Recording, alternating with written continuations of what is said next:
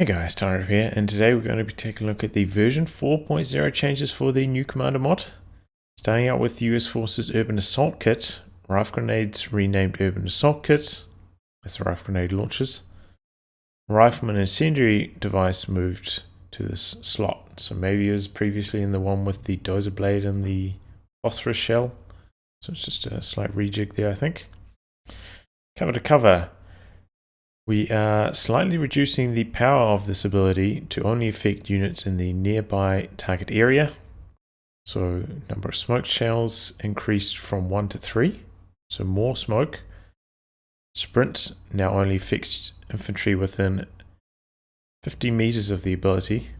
This was the original intention of the ability, just to be like a way to outmaneuver something like close to the smoke, not just like a map-wide sprint. Smoke dropped in the center of the UI reticle. So yeah, this ability was very, very powerful. Like extremely powerful. So now it's going to be like, yeah, more around like smoking this and assaulting with units close to the smoke, not just like map-wide, just sprinting around, which is good. Here's a look at the revised cover to cover. As you can see here now, the area that it covers, much, obviously it's not global anymore, but you still got the target indicator for the smoke in the middle. Be advised, dropping smoke. Inside the area, get the buff. I want to see if so entering the area after you drop the cover does not give you units the buff, and there you go, you get a thicker plume of smoke in the middle, 3 shells of smoke.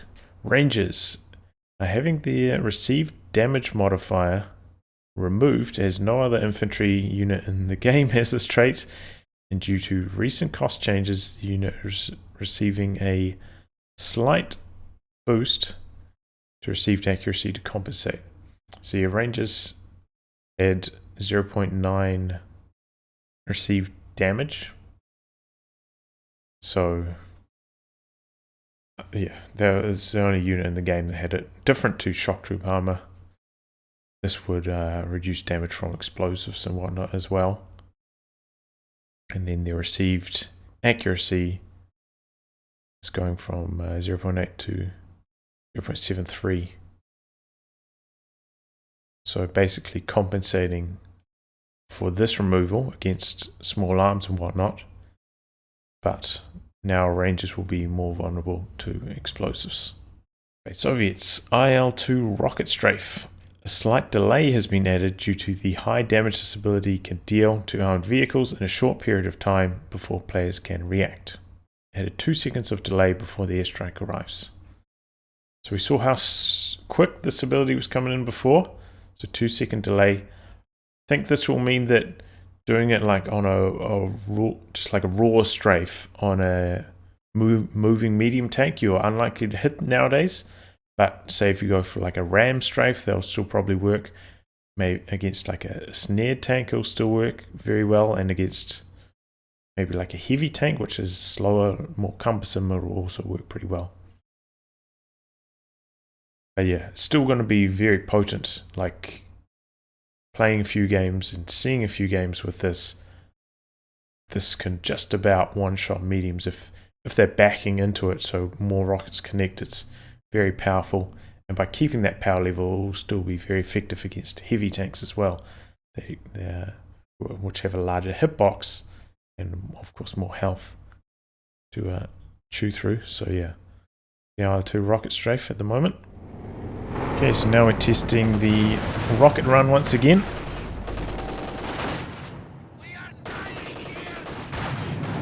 Oh, it's moving it.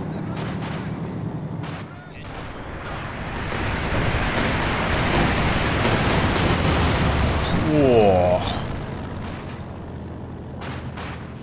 So yeah, it does come in a little bit slower, but as you can see there, if like that was, I think a lot of rockets connecting can almost kill a tiger in one shot. This is great, still incredibly strong. OKW, the Tiger. Due to recent feedback, the ability is being locked behind Panzer HQ to solidify the tech bridge between the Tiger and the King Tiger. Now requires Schwer Panzer HQ to be called in, or to be deployed, I guess. Previously required all 3 trucks, removed command point requirement. So yeah, now this will be like not so much competing with the King Tiger. You can get it in with only 2 trucks now, so that makes it even easier to access. You know, it was already 50 fuel cheaper, now it'll be perhaps another 50 fuel cheaper, and make it maybe, you know, more as an alternative to the Panther. Marked observation bunker.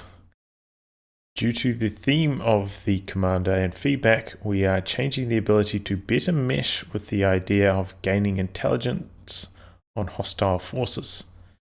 This change will also make the ability viable on a greater number of maps. So it's going to become a bunker rather than a thing that you deploy on a building.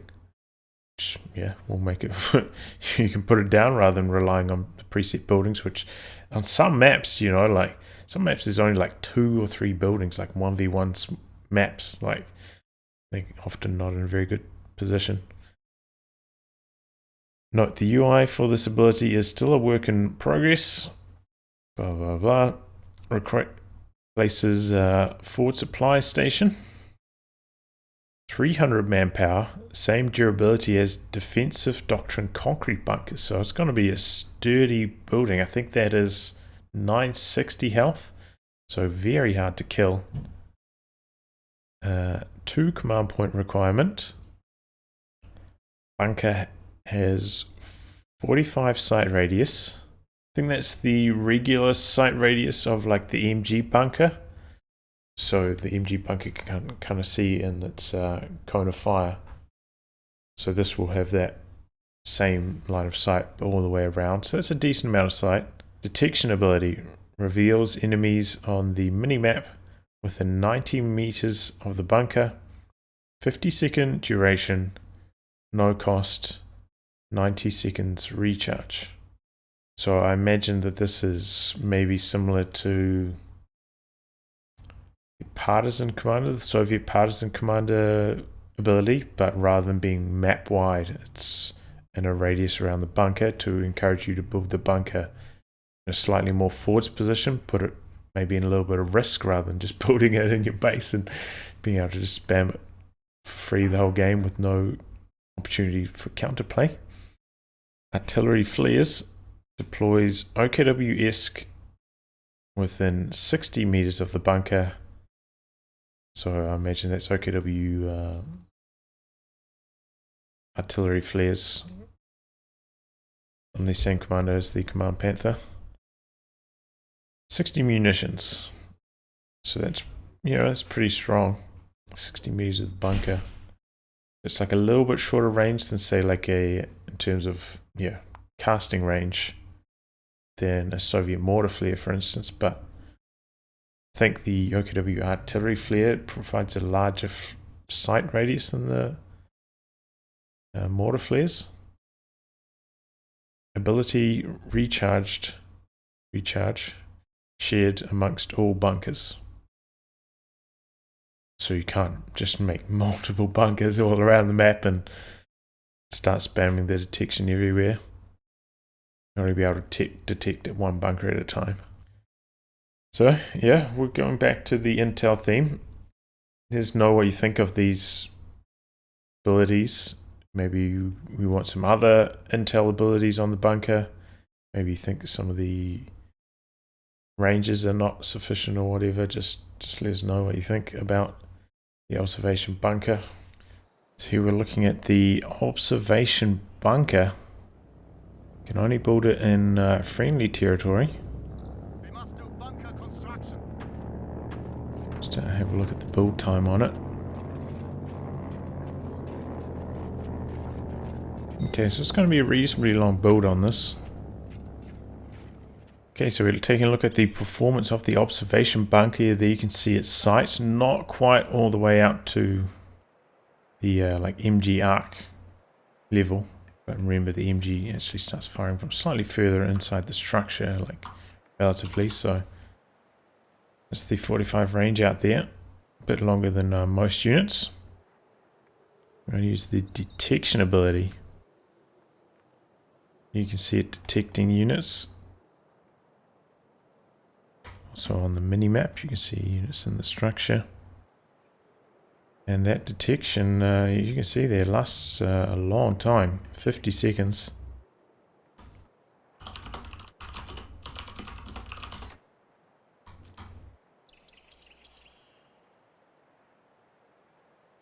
Just see just how far the range is before they disappear.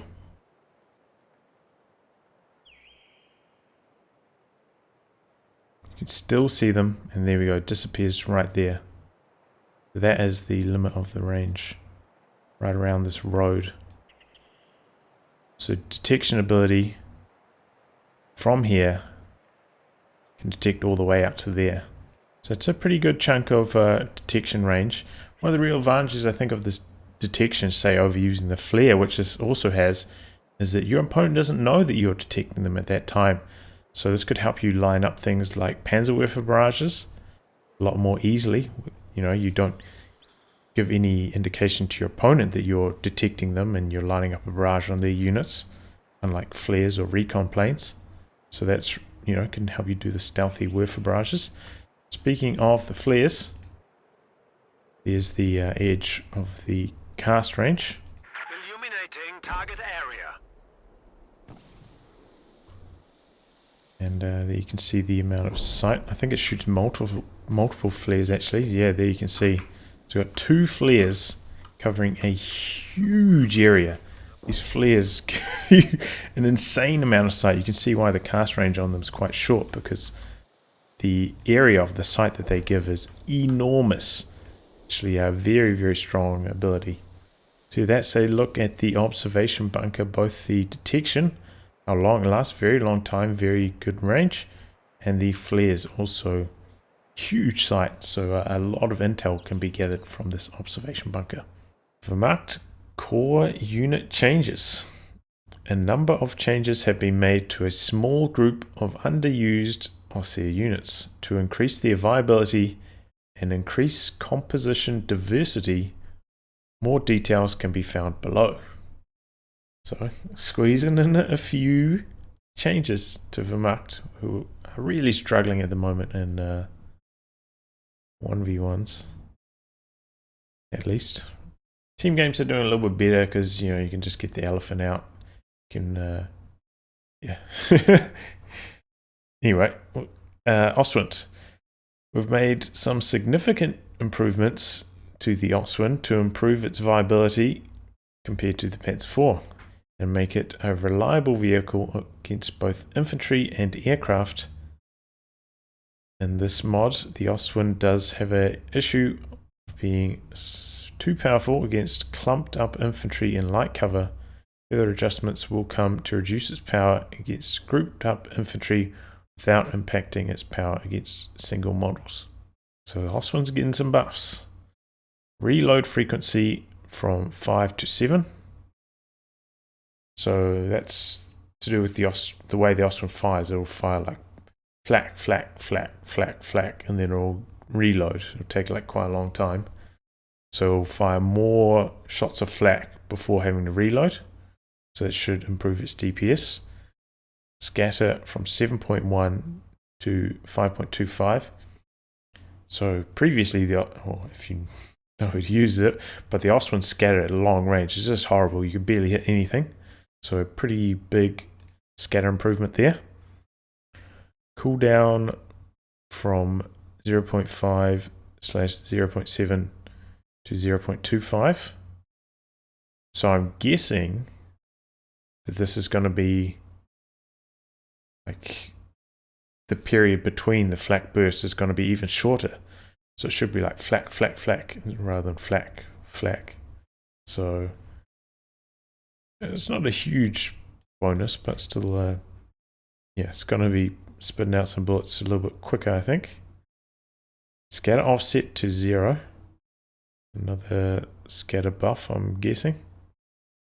Minimum range removed. See, there was a slight issue with the Flakpanzer before, where if you were like right next to it, or it actually wouldn't fire. So that could be was like a cheeky way to try counter it sometimes, but that's been removed now. A chance from 17% to 24%. So a pretty big buff to its anti-aircraft capabilities. By far the worst at anti-air, pretty much any of the dedicated anti-air units. So pretty big buff. And I wonder if that'll work as well, combined with the reload frequency. I feel like this may make the Ostwind like super good at shooting down planes now. It's going to be able to shoot more shots in its bursts, and a buff to its AA chance. It's probably going to be very good against planes. V2 AA chance from 24% to 40%. Okay, so its AA chance is becoming the same as it is a V2, and then a V2 it's also getting another buff. So V2 should be like super good at shooting down planes. So a lot of changes to the Ostwind, and we'll have to see them in practice. Okay, so first test of the new and improved Flakpanzer, going to be up against a unit behind a thick piece of heavy cover, like a tank wreck. So generally, you would kind of want to circle around and try to shoot at them from the other side or something, but maybe you can't close distance, maybe you're worried about snares, maybe I've got an aimed tank gun back here so you don't want to close in. So chunk down the tank wreck pretty quickly.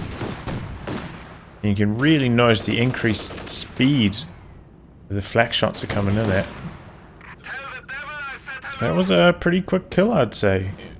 Dispatched the heavy cover pretty quickly, and then the unit, what was left of the unit behind it, pretty rapidly. Okay, so now we're going to test the Ostwind against a unit behind a thinner piece of heavy cover, such as a wall or a sandbag, in this case this thin wall here.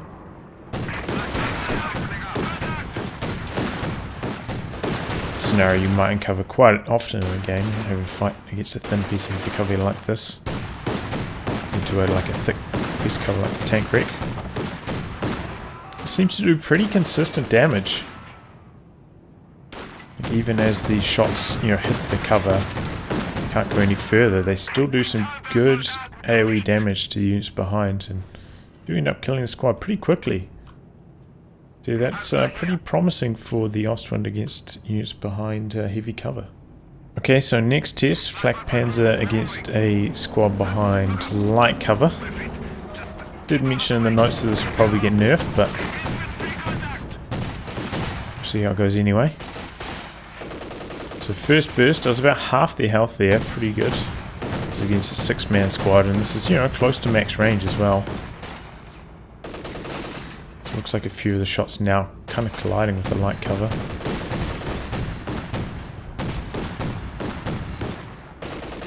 Seems like it's having some trouble shooting beyond the light cover, but it seems like most of that's destroyed now. So it seems like its performance maybe at like the absolute max of its range seems to maybe have some trouble. So it seems to be maybe at absolute max range actually has some trouble. I don't think there's... Well, I thought that the elevation here wouldn't really be an issue. Maybe it was on that last model. Either way, it chunked through the rest of the squad very rapidly. Okay, so now we have the Ostwind against a unit behind light cover again, just to be thorough.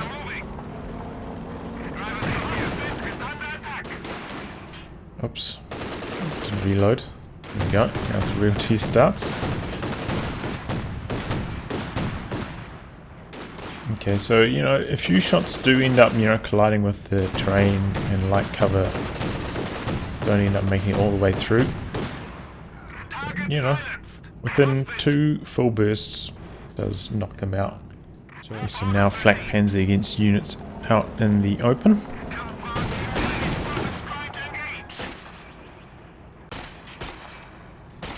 Fortunately there, they had to go through the reload cycle. Looks like my sight's been blocked a little bit.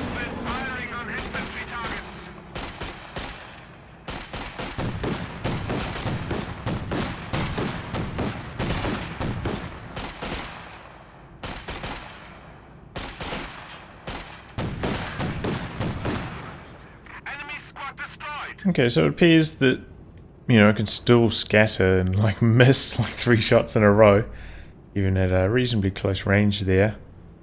But it did mince those first 3 models pretty rapidly. Okay, so now we're going to test the Flakpanzer out in the open, and this time we're going to drive in really close to the squad. Very spread out the squad. See the minimum range they're not affecting.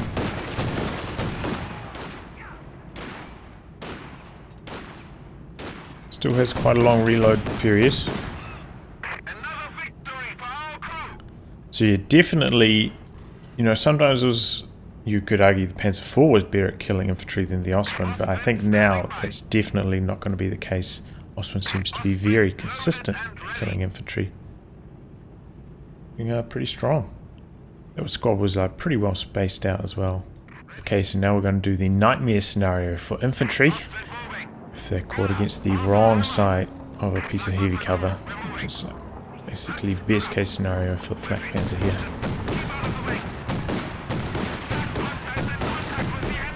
Oof. Yeah, that is lethal.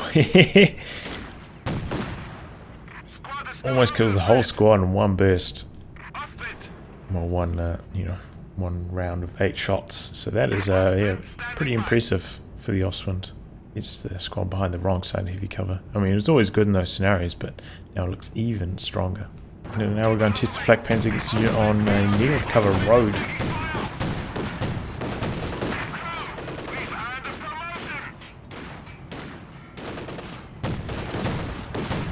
Once again, this is close to max range.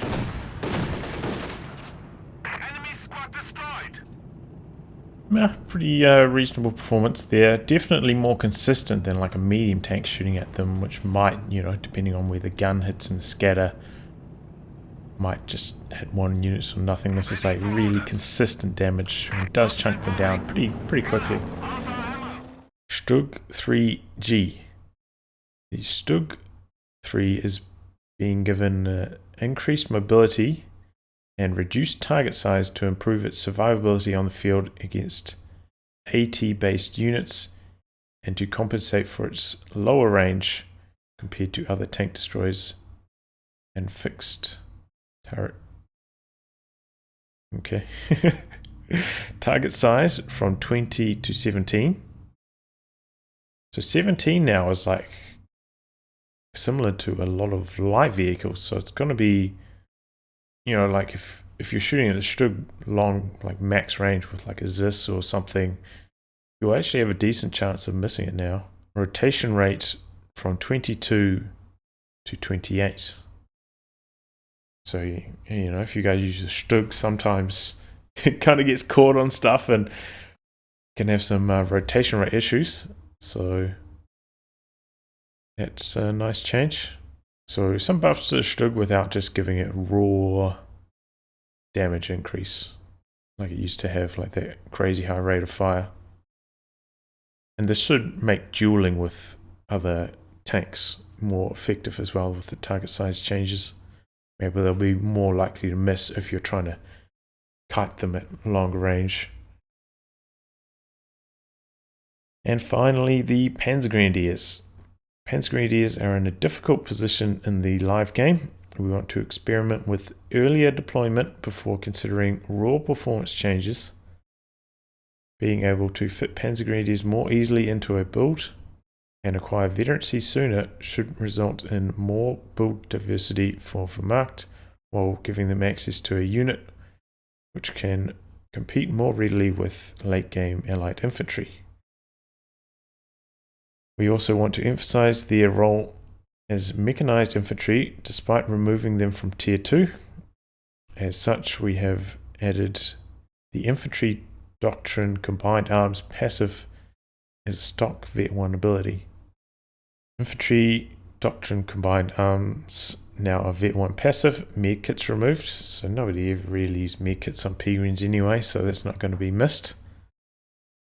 So combined arms, what was it? Does it give you I don't know, it gives you some bonuses when you're in Panzergrenadiers are near a vehicle. I can't remember exactly what they are.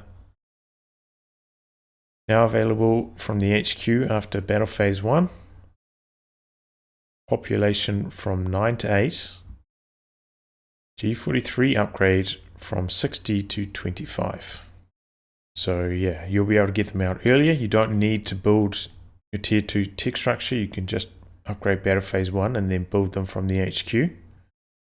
This could cause some issues at the HQ, you know, if you're needing to build some, I mean, that's a lot of units from there now. Pioneers, machine guns, now Panzergrenadiers, as well as your teching. So not like this is just straight up better, unless you can also build them from battle phase from the tier 2 tech structure as well, I guess. But yeah, anyway, they're going to be able to come in earlier from the HQ. So you should be able to get them out earlier, start vetting them out earlier. Maybe they'll be able to come at a good time to counter things like cavalry riflemen. Getting a little bit cheaper in terms of pop cap size. And the G43 upgrade from 60 to 25. So yeah, the G43 upgrade at the moment is like something, it's kind of very fringe. But when it costs that little, it's like much more of a consideration now, because it does make their moving performance a decent amount better. So before it was like a little bit of a meme at 60 munitions, but I think with a 25 munitions cost, that actually does make it quite appealing. So here come the G43 Panzergrenadiers, closing the distance against some conscripts. So the moving performance of the G43s should be the strength.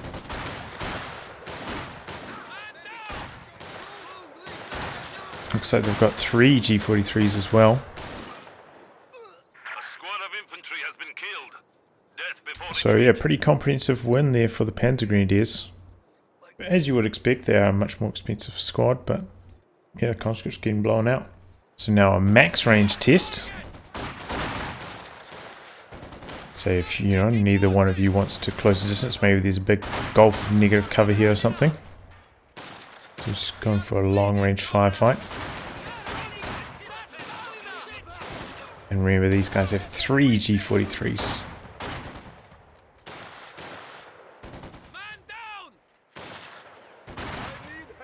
And they make pretty short work of the conscripts. They do get a little bit lucky on their mole drops there. No mole drops on the P-Greens. There it goes now until very late. But still looks like it's going to be a comprehensive win for the G43 Grenadiers. So whether you close the distance or fight long range, they should be equally good against a unit like conscripts. So now a sturdier test for them against a squad of penal troops. enemy forces are neutralizing a sector.